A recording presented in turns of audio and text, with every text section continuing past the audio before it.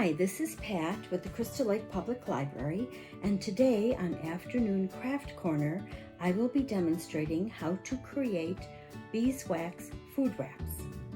Supplies needed: cotton cloth, scissors, or even better if you have pinking shears, it gives a nice edge. My pinking shears were a little dull, needs sharpening, so I just used regular scissors and that was fine. To measure your fabric, you'll need either a ruler or measuring tape. You'll need beeswax pellets, parchment paper, a marker or something to mark your parchment paper so you know which is top and bottom. You'll need a flat surface that you can don't have to worry about, that you can protect with a drop cloth or newspapers. I happen to be using an old cutting board. You'll need to attach your parchment paper to that cutting board. You'll need masking tape, or I've got removable tape, or regular old Scotch tape will work. You'll also need an iron. If you don't want to use the iron, the other method you can try is to use your oven and just place your cloth on parchment paper on a cookie sheet in your oven. Start with clean cotton cloth. Be sure that it isn't something you've recently purchased from a material store that's still got that finish on it. It needs to be washed and dried before you use it. Trim any loose threads around the edges, and to determine the size that you're going to want for your wrap, that's kind of up to you. I might, basically look for containers in my kitchen that I want to cover with wraps.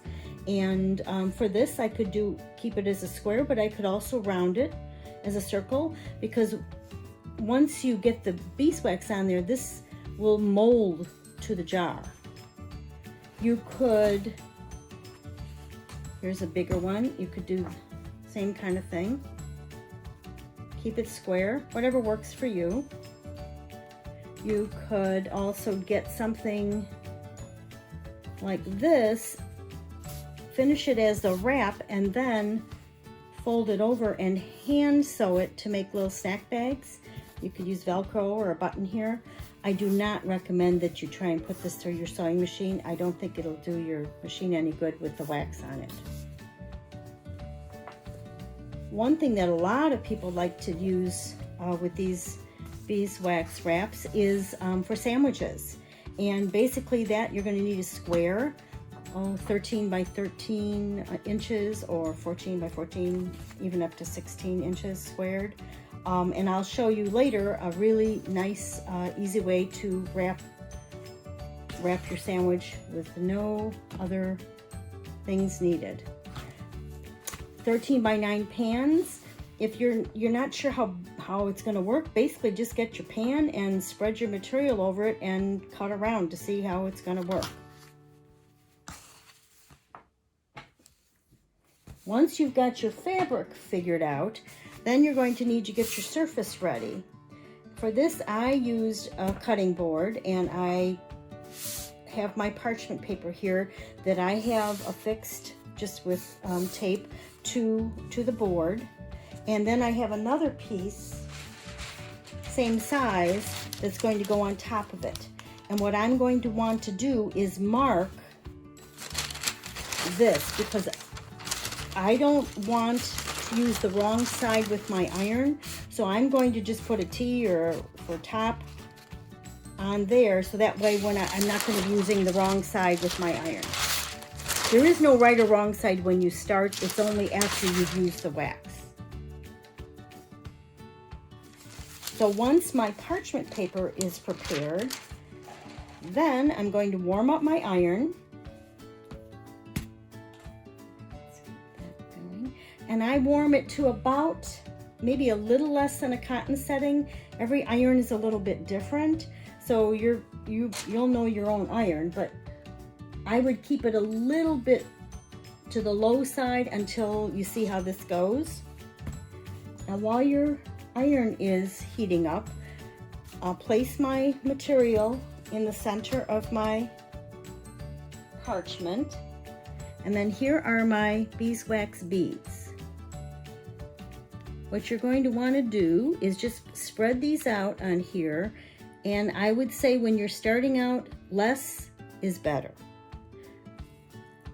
Because if you put too much on there, it can get a little stiff and you can't really take it back out easily. Whereas if you don't put enough on to begin with, you can always add more and remelt it. So I wouldn't start with any more than this. This might even be a little much. Okay, take a little bit off. Try to get it, you want it to get to the edges. Okay, so once that's set, now I will place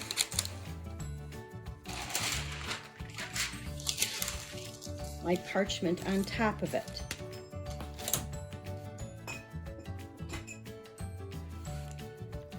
And now this will go pretty quickly. I will place my warmed iron on top and start from the center and just kind of hold it there for a moment. Lift, and you'll see it almost looks like wet spots. That's the wax that's melting.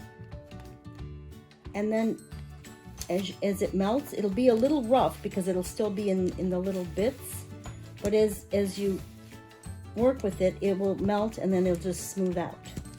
And I start from the center and I kind of move out to the edges. This is a really small piece, so not as much to deal with.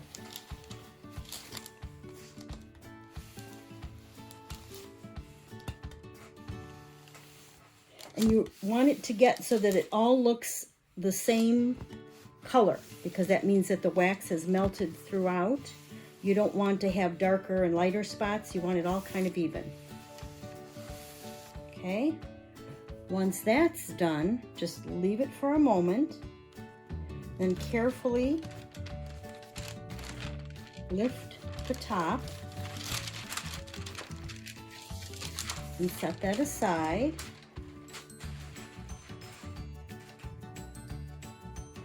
And now you have your wrap. What you're going to want to do is just gently lift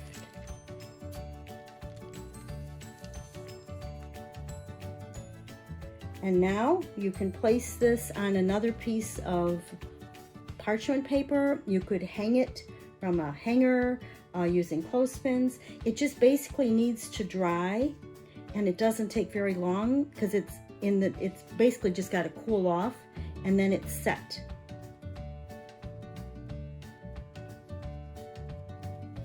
If you think it needs to be smoothed out a little bit, sometimes you may have a little more than you want there, and you can see that some of it is left on here.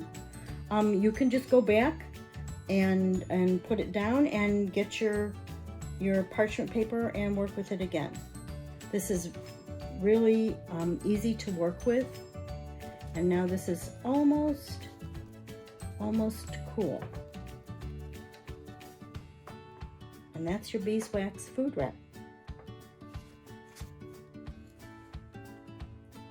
Once your wraps are dried and cooled off, they're ready to be used.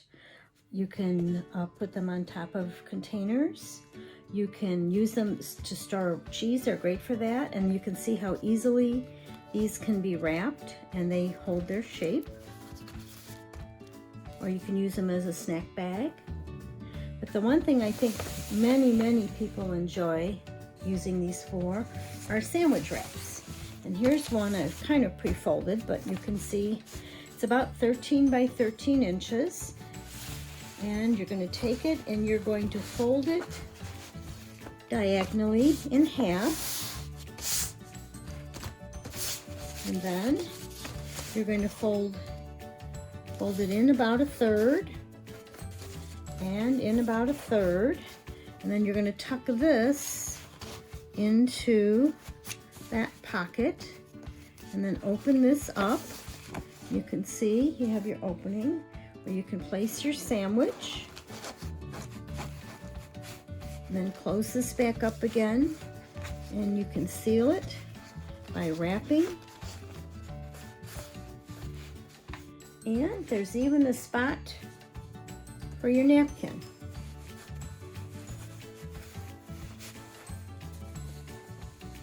Some things to remember: do not use these wraps in the microwave or with hot containers. They'll melt. Just won't work. To clean, use soap and cool water. You just have to kind of rinse them off and let them dry. They're best stored flat, and these can be used for quite a while and can even be renewed. All you have to do is take a clean wrap and add more wax and just repeat the process we've already done. They also make great gifts if you create a few of them as a set. So I hope you have enjoyed today's craft. If you have any questions, be sure to contact us at the library. Our contact information will be at the end of this video. Thank you so much, and happy crafting.